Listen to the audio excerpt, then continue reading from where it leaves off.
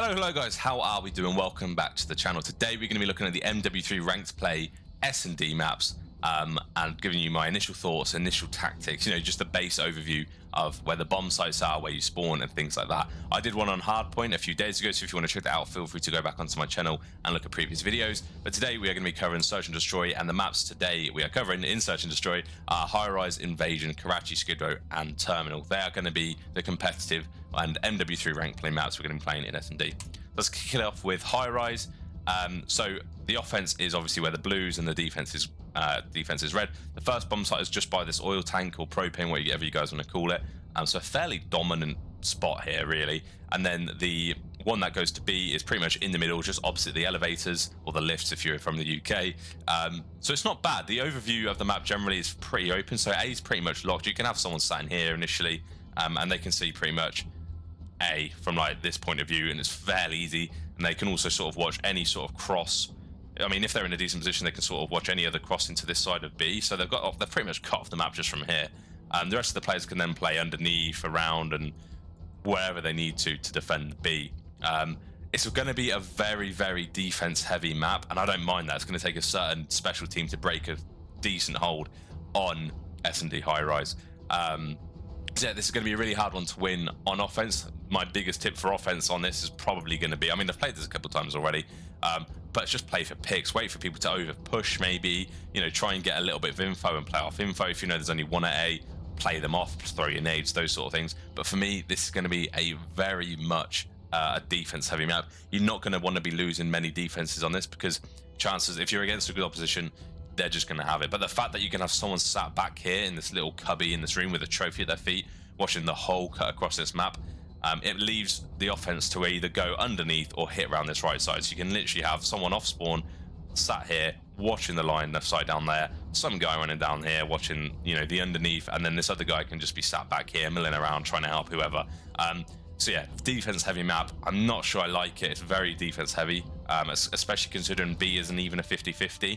In S&D, if you guys don't know, the best maps in my opinion are where you've got one which is pretty much in the defense spawn, which is what would be A here, and then one which is 50-50. This would be 50-50 if the spawns were both this side of the map, so here and here, but the fact that the blue team spawn up here means that it's a little bit lopsided. So yeah, it's probably not going to be my favorite S&D map. Invasion Highrise, Invasion Search. We take a look at this. Now this is a very interesting S&D map. You've got bomb site just here, so this is P1, and they've got a bomb site just outside of here, and then they have a bomb site in P2 in construction, where you've got like the digger, and the enemy team are, well, the offense team are spawning here, and defense team are here. So it's a very weird game mode this is for this map, because you've really got three long main lines of sight. You've got this street up here, you've got the street in the middle, well, the courtyard, whatever you guys want to call it, mid tank, and then you've got the street on the right. So realistically, these three guys, or you can have three people literally watching just over where they ever need to be. You've got pretty much the whole map guaranteed. The only interesting thing about A is the fact that you can get to A without being seen, pretty much. If you just have people watching the street, sat back, chilling like this, the blue team or the offense team can run through here, run through P1 and through this little sneaky door, and then plant A without getting into any info. So what that does, this is the 50-50 bomb site which I was talking about. You need both people or someone on both teams to hopefully push up this side, and then maybe get a little bit more mixy, and it forces this team to play together. It forces gunfights. It's not so defense heavy that offense rarely win. It's going to force gunfights, and B is going to be a last resort, because simply for the simple reason you can have someone sat top palace watching the whole of B without a worry. So it's going to be very A heavy, boshing out there, and B is going to be sort of, let's play a little bit of a weird tactic here. Let's go B instead of A. So yeah, I'm looking forward to playing this a little bit more in comp. It's a very good map, but it's a little bit cruddy. There's a lot of hiding spaces, a lot of head glitches, and there's a lot of corners you can just sit in and wait for enemies to pass by. But this is where the S&D stars are going to be born in MW3. Now we move on to S&D Karachi. So this is a very, I think this is another sort of similar one to Invasion. It's fairly 50-50, because of how the timings work, you can pretty much, this team here can get to Diner way easier, way before these guys can get to here. So it ends up being like a 50-50. This blue team, this offense team, sort of get to red, Meanwhile, if the red know they're coming here, they can sort of play Dino, top AC, that sort of thing. In the top AC, you can then jump into top red, those sort of things. But B is much more of a defense-heavy bomb site, because you can pretty much have on someone run through the building, run through up spawn, up the ladder, and then from top plat, they can pretty much see across the whole map to see B. So again, B is the bomb site where you might not see much people, planting there if there's a decent setup. But because Karachi Invasion, the way they are styled and the way they are presented, there's a lot of route flanks. So you can just have some guy run down mid. You can a blue team can be top third in this area here. You can have them run down mid and take a route through P4, I think that is. There's a lot of chances for through routes, flanks, and those sort of things. So it's going to be interesting to see how this plays out.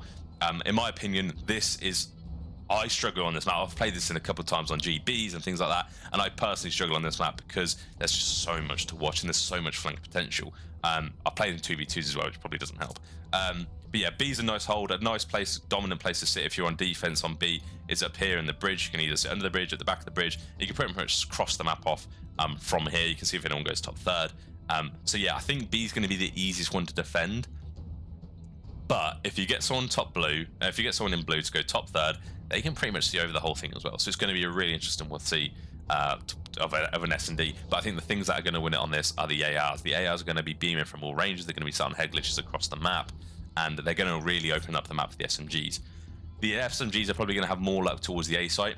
Although there seems to be less clutter here, you can play in Dino, you can play back Dino. The angles or the line of sights aren't quite as long on the A site, and you can sort of play in the bottom red building and bottom P5, that sort of area, and be really mixy with it.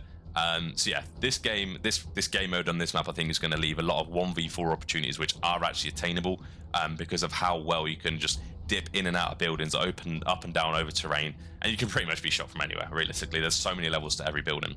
So yeah, interesting map. I think I'm going to like this quite a lot, although when I have been playing it, I've been shit on. Moving on to S&D on Skidrow. So Skidrow's from what I've played in ELO 8s and GBs and CMGs and things like that, Skidrow's fairly a favourite map because it allows SMGs to roam wild in the middle building. Bomb site is in Laundry, right as you spawn, which actually, I think the spawn point is actually in the building, if I'm not mistaken. So you actually spawn in the same room as B, which is very intriguing. But then A bomb site is just up the stairs and in the hallway, just like in the middle. There's not a particular room that it's designated, it's just called A site. So there's a couple of interesting things here. In order for this blue team to get to B, they either have to wrap all the way through tunnel, round past Barber, and flank like that. That's a very common spot, common route. Or they flank around Barber, go to top here. But there's two doors here which are shut. So you can have someone on the blue team run Barber, run to Spiral, run up these stairs and watch this, but they need to bosh the doors open first. Now, as far as timings are concerned, from what I've played, blue team can get to here, as red team can get to here. So if you have both teams banging out the tunnel side here, there's going to be a gunfight in this general area, and it's going to be super, super mixy. But the red team don't really have to push up this far. The red team, all they really have to do is have someone sat on this heady just here, and there's this map doesn't quite portray it quite as well, but there is a line of sight that just looks through this corridor here, and then they can see if anyone crosses into Barber, and that's all the intel they'll ever need. So that's a nice, interesting spot there. They can also sit further back and do the same. So if they wanted to make sure they had complete cover of this whole area and the complete cut, if anyone ran out bottom mid or jumped out of top fire, they can sit here and do the exact same line of sight, although it's not going to be quite as easy to chase someone down. You will get the intel, but you'll be a little bit further out of the game. The other way you can probably get to B here is through mid. Obviously, you can run through garage, through bottom mid. You can then run out this door and go round, or you can literally just run through bottom mid all the way to here. But you are really forced to push their spawn. And then obviously the other route is just round through P3 and then in the back alley. But there's so many vulnerabilities in doing that. The only reason you'd ever push B on this map, in my opinion, is if you've got the intel that nobody's watching. Any sort of cross, like if you've got two down, if you've chowed this sort of area here, so there's a gunfight that happens over here. If you manage to get two down over here, chances are the other two are probably the other side of the map, so you can just rush this towards B. So yeah, B is going to be a fairly unfavourable bomb site to chow, but it's a bomb site in which the SMGs can do their work. So if you have two very competent SMGs and you believe your team's SMGs are better than their team SMGs, you can have them covered by AIRs up to this point, and then as they push through all the way through here, this is an SMG realm right here, this whole corridor, and then actually in sight, very close range is what I'm trying to say. And yeah, very interesting site. A bomb site, however, it's pretty much a free-for-all.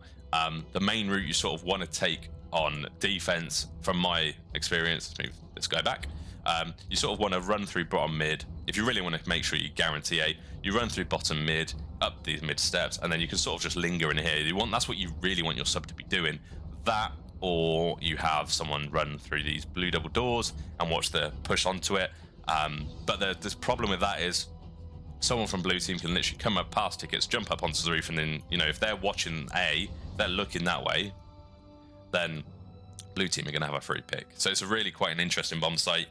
It's one in which the ARs can do well from a long range. But let's say, for example, another setup you can have as an AR from here is if you have an AR top spiral staircase and these doors are open and watching this way. As long as you've got someone lingering here, which makes sure that a blue member can't flank around here, they can pretty much see anyone that gets onto the bomb, and that's fine. Getting that intel with an AR is one thing, but if they're on bomb site with a sub and they just stick to these rooms, they get bombed down, you've got to chow them with an AR. And if you know what the rival nine's like, it's dominant at close range. So yeah, you've got the intel here, but this is going to be a site.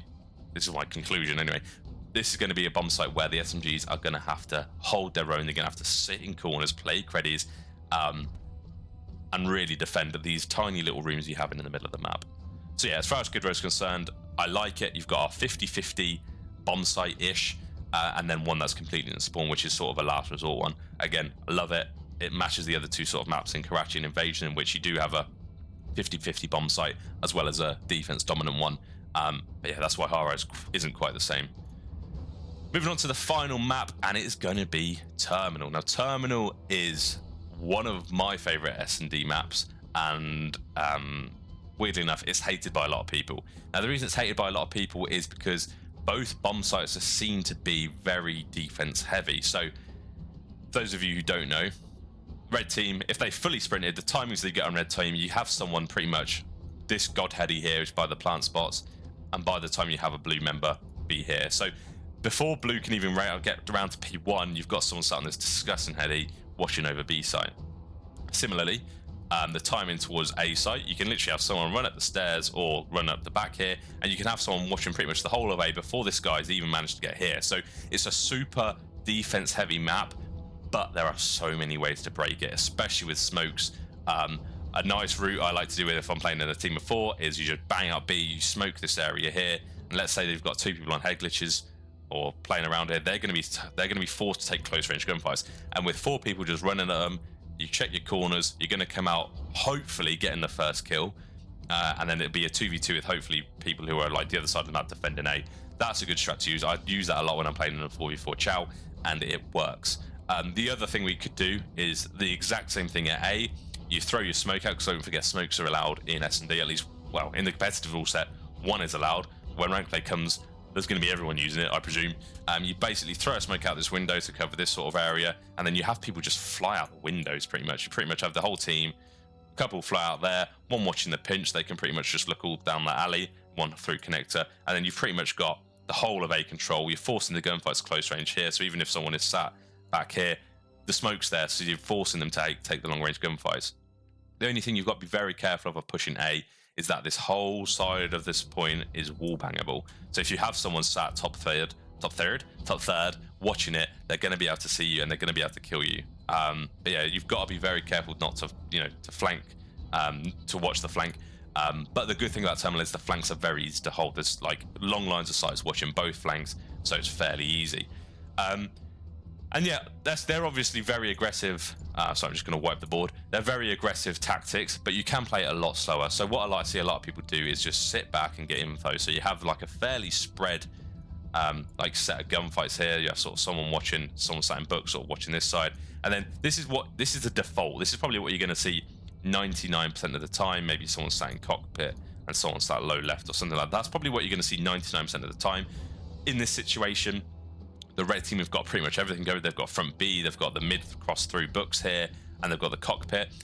But the blue team are pretty much stuck. They've got to win a gunfight. They've got to trust their gunny, As long as they're not snaking this, which is the current issue we have, as long as they're not snaking that, 2v1 this guy, 2v, like, focus on a gunfight at a time. You can slowly pick a guy off, move up, force a challenge on this guy, maybe get killed, but then you get the trade and he's gone, and you find this. It is very doable in winning a gunfight, winning an offense, sorry, on terminal. It's just playing for those one-on-one gunfights, playing the game in your favor, and yeah, just giving you the greatest possibility of winning each gunfight is essentially what I'm trying to say.